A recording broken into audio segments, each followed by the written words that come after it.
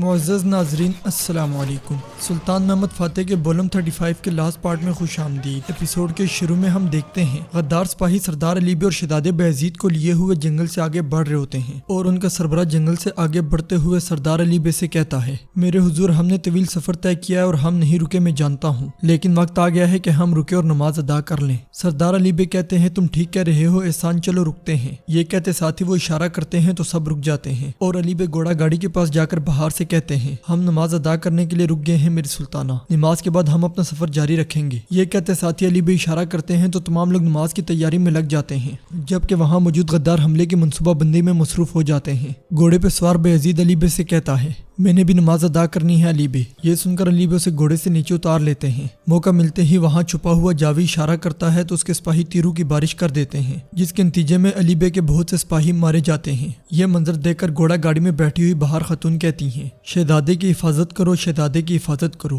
جاوی اور اس کے سپاہی تیر برساتے ہوئے تیزی کے ساتھ آگے بڑھتے ہیں۔ سردار علی بے بایزید کو لے کر گھوڑا گاڑی کی جانب بڑھتے ہیں اور سپاہی ان کی حفاظت کرتے ہیں۔ سردار علی بے کہتے ہیں، گاڑی کی حفاظت کرو، انہیں قریب مت آنے دینا۔ بایزید کے گھوڑا گاڑی میں داخل ہوتے ہی علی بے اپنی تلوار بے نیام کر لیتے ہیں۔ ڈرا سہما بایزید اپنی ماں کے گلے لگ جاتا ہے۔ سردار علی بے بھی گھوڑا گاڑی کے دفاع کے لیے سر دڑ کی بازی لگا دیتے ہیں۔ جاوی غدار احسان سے کہتا ہے، مجھے وہ بچہ زندہ چاہیے۔ یہ کہتے ساتھ ہی وہ دونوں بھی اپنی تلواریں بے نیام کر کے حملہ آور ہو جاتے ہیں۔ بایزید بہار خاتون سے پوچھتا ہے، یہ کیا ہو رہا ہے ماں؟ جواباً بہار اسے حوصلہ دیتے ہوئے کہتی ہے، میرے بیٹے کچھ نہیں ہو رہا، ڈرو مت۔ سردار علی بے گرجتے ہوئے کہتے ہیں، اے غدارو، اے کافرو، کیا تمہیں لگتا ہے کہ سلطان محمد تم سے اس کی قیمت وصول نہیں کریں گے؟ یہ کہتے ساتھ ہی وہ گھوڑا گاڑی کی جانب بڑھنے والے سپاہی کو موت کے گھاٹ اتار دیتے ہیں۔ دوسری طرف شیخ شمس الدین آنے والے معزز علماء اکرام کے ساتھ بیٹھے ہوتے ہیں۔ شیخ کہتے ہیں، اگر اسلامی لشکر کے مومن ایک تسبیح کے دانوں کی طرح یکجا ہو جائیں تو فتح ان کے قدم چومے گی۔ پھر تسبیح کو مضبوطی سے پکڑتے ہوئے کہتے ہیں، لیکن اگر داغا بسیدہ ہو جائے یا دانوں میں سے ایک دانہ کم ہو جائے تو پھر تسبیح کو بکھرنے میں دیر نہیں لگتی،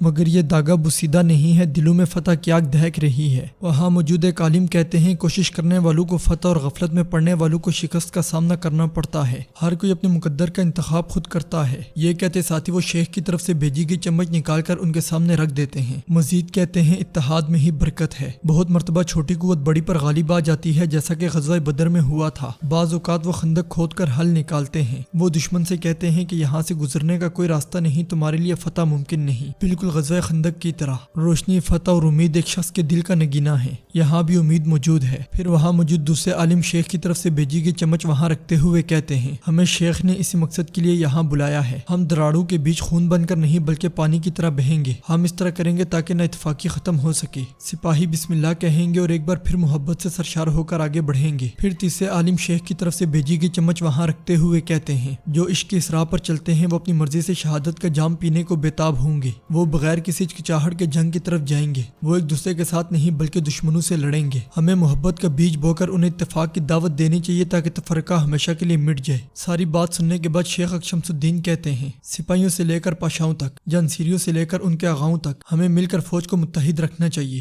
ہمیں انہیں بتانا چاہیے کہ محمد صلی اللہ علیہ وآلہ وسلم کے راستے پر محبت اور دوستی کے ساتھ چلنا چاہیے۔ ہم جانتے ہیں کہ اگر یہ فوج یہاں سے پلٹ گئی، مومنوں یہاں تک کہ اسلام کو بھی بہت مشکل دنوں کا سامنا کرنا پڑے گا۔ دوسری طرف جنگل میں علی بے اور ان کے سپاہی شہزادے کو غداروں اور دشمنوں سے بچانے کی کوشش میں لگے ہوتے ہیں۔ سردار علی بے کی تلوار جس جانب بھی حرکت کرتی ہے دشمنوں کی لاشوں کے انبار لگاتی ہی چلی جاتی ہے اور ان کے سپاہی بھی بھرپور مقابلہ کر رہے ہوتے ہیں۔ گھوڑا گاڑی کے اندر موجود بہار بہت زیادہ پریشان دکھائی دیتی ہے۔ سردار علی بے کے سپاہی تعداد میں کم ہونے کے باوجود غداروں کا ڈٹ کر مقابلہ کر رہے ہوتے ہیں۔ غدار احسان علی بے کے سپاہیوں کو کاٹتے ہوئے گھوڑا گاڑی کی جانب بڑھتا ہے۔ جاوی کا ایک سپاہی دروازہ کھول کر جیسے ہی شہزادے کو پکڑنے لگتا ہے، بہار اس کے سامنے ڈٹ جاتی ہے۔ شور کی آواز سن کر علی بے وہاں پہنچتے ہیں اور غدار سپاہی کو کاٹ ڈالتے ہیں۔ یہ دیکھ کر احسان علی بے سے کہتا ہے، یہاں سے ہٹ جاؤ ایورانوس اغلو تاکہ آپ زندہ رہ سکو۔ جواباً علی بے کہتے ہیں، ہم نے اپنی زندگی انہی دنوں کے لیے سنبھال کر رکھی ہے۔ یہ سنتے ہی احسان ان پہ حملہ آور ہو جاتا ہے، مگر علی بے اسے ایک زوردار تھپڑ رسید کر کے پیچھے دھکیل دیتے ہیں۔ یہ دیکھ کر وہاں پہنچنے والا جاوی علی بے پہ حملہ آور ہو جاتا ہے، مگر علی بے اس کی بھی ایک نہیں چلنے دیتے۔ یہ دیکھ کر علی بے کے پیچھے موجود غدار احسان تلوار ان کی پیٹھ میں گھوم دیتا ہے۔ یہ منظر دیکھ کر بہار چلاتے ہوئے علی بے پکارتی ہے۔ سردار علی بے زخمی ہونے کے باوجود دونوں کو پیچھے دھکیل کر بگی کے دروازے پہ آ کھڑے ہوتے ہیں۔ سردار علی بے کو زخمی دیکھ کر ان کے سپاہی بہت پریشان پریشان ہو جاتے ہیں اور تیزی سے علی بے کی جانب بڑھتے ہیں۔ سپاہیوں کو آتے ہوئے دیکھ کر جاوی اور غدار احسان وہاں سے دوڑ لگا دیتے ہیں۔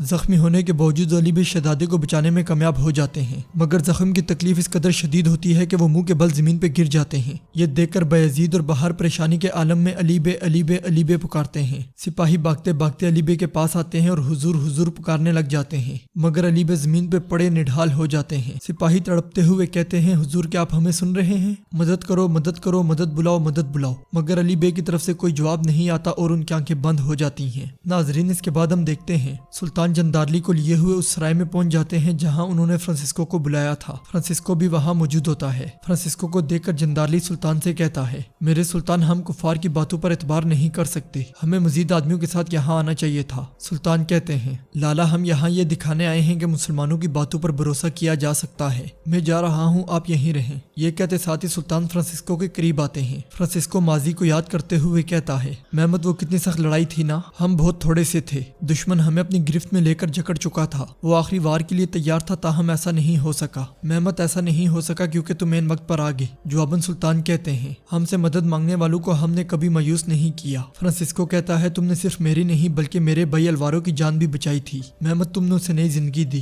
یہ کہتے ساتھ ہی وہ جندارلی کی جانب اشارہ کرتا ہے اور غصے سے کہتا ہے مگر پھر خلیل آ گیا، جو جان تم نے بچائی تھی اس نے وہ لے لی۔ خلیل نے نہ اس پر نہ اس کی جوانی پر رحم کیا، مگر تم نے پھر بھی اپنا وعدہ پورا کیا، میرے بھائی کے قاتل کو یہاں لے کر آئے ہو، میں تمہارا شکریہ ادا کرتا ہوں۔ سلطان کہتے ہیں میری دوستی میری دشمنی کی طرح مضبوط ہے، خاص کر اگر بات انصاف کی ہو تو میں اپنے بیٹے کو بھی سزا دینے سے گریز نہیں کرتا۔ جواباً فرانسسکو کہتا ہے میں جانتا ہوں بالکل جانتا ہوں، مگر سلطان کہتے ہیں لیکن جس کی بے گناہی پر مجھے یقین ہو اس وزیراعظم کے بجائے اگر ایک ادنا سی چونٹی بھی ہوتی تو بھی میں اسے تمہارے حوالے نہ کرتا، سارا جہان بھی میرے خلاف آ جاتا تو بھی میں اس کا ساتھ نہ چھوڑتا۔ چلے مان لیتے ہیں کہ میرے پاشا نے ایسا کام کر کے حد پار کی ہے، مگر پھر بھی صرف میں ہی ان کو سزا دے سکتا ہوں۔ میں اب انہیں یہاں لایا ہوں تاکہ آپ اچھی طرح سمجھ لیں، لیکن جندارلی پاشا اس جرم میں بالکل بے قصور ہیں، میں اسی وجہ سے تمہیں کچھ نہیں دوں گا۔ یہ سن کر فرانسسکو کو بہت غصہ آتا ہے، پھر وہ جندارلی کی جانب دیکھتے ہوئے کہتا ہے آج میں تمہارے قدموں میں آیا ہوں لیکن کل تمہیں میرے قدموں میں آنا ہوگا محمد، پھر چاہے تم مجھے جندارلی ہی کیوں نہ دے دو تمہیں وہ نہیں ملے گا جو تم چاہو گے۔ یہ کہتے ساتھ ہی فرانسسکو وہاں سے چلا جاتا ہے۔ سلطان مسکراتے ہوئے جندارلی کو دیکھنے لگ جاتے ہیں۔ ناظرین اگلے منظر میں ہم دیکھتے ہیں سلطان جندارلی کے ساتھ اپنی قرارگاہ میں پہنچ جاتے ہیں۔ خیمے کے سامنے رش دیکھ کر سلطان کہتے ہیں یہاں پھر کیا ہو رہا ہے لالا؟ جواباً جندارلی کہتا ہے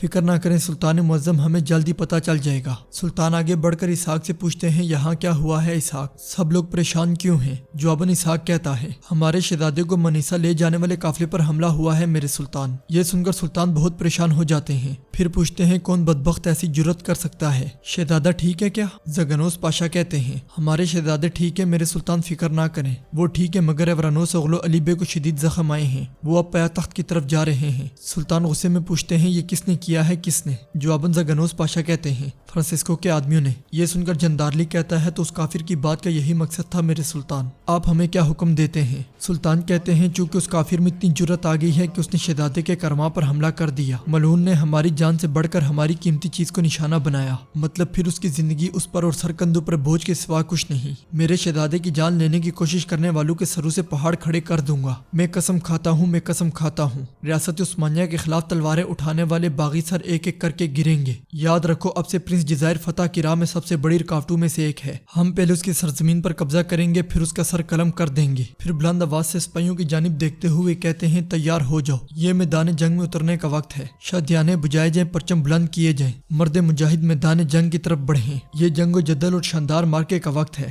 مبارک فتح ہماری منتظر ہے، خدا ہمیں کامیابی نصیب فرمائے، اللہ اکبر۔ سلطان کے اللہ اکبر کا نعرہ لگاتے ساتھ ہی پوری قرارگاہ اللہ اکبر کی صداؤں سے گونج اٹھتی ہے۔ ناظرین اس کے ساتھ ہی ایپیسوڈ کا اختتام ہوتا ہے۔ امید کرتے ہیں آپ کو ویڈیو پسند آئے گی، ویڈیو پسند آئے تو ویڈیو کو لائک کریں، چینل کو سبسکرائب کریں اور بیل آئیکن پر لازمی کلک کریں۔ ملتے ہیں انشاءاللہ اگلی ویڈیو میں، اللہ نگہبان۔